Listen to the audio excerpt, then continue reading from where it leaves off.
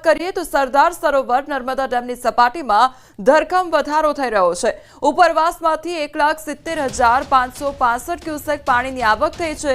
તો હાલ નર્મદા ડેમની સપાટી 135.35 મીટર પર પહોંચી ગઈ છે।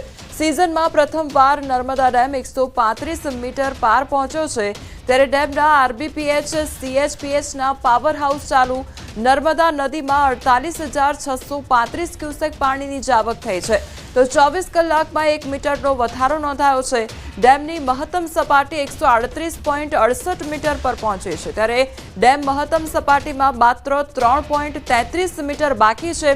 નર્મદા ડેમ 89% ભરાઈ ગયો છે। સંવાદદાતા દીપક અમારી સાથે જોડાઈ ગયા છે। દીપક, નર્મદા ડેમનું જે જળસ્તર છે તે સતત વધી રહ્યું છે, શું અપડેટ? બિલકુલ કોમલ, ખાસ વાત કરીએ તો જે નર્મદા ડેમના સરદાર સરોવર નર્મદા ડેમના ઉપરવાસમાં મધ્યપ્રદેશમાં સારો વરસાદ થતા નર્મદા ડેમમાં જે પાણીની આવક થઈ રહી છે તે મોટા માત્રામાં થઈ રહી છે। આજે પણ 1,70,565 ક્યુસેક પાણીની આવક થતા નર્મદા ડેમની સપાટી 135.35 મીટરે પહોંચી છે।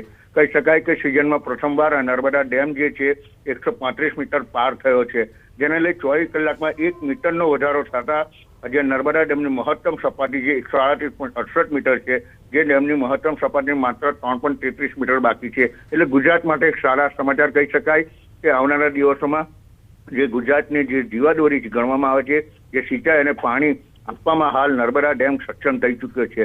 કારણ કે જે નર્મદા ડેમની મહત્તમ સપાટી તરફ હવે નર્મદા ડેમ વધી રહ્યો છે, ત્યારે જે ગુજરાતને એનો સીધો ફાયદો થશે। જી દીપક, સમગ્ર માહિતી બદલ આપનો આભાર।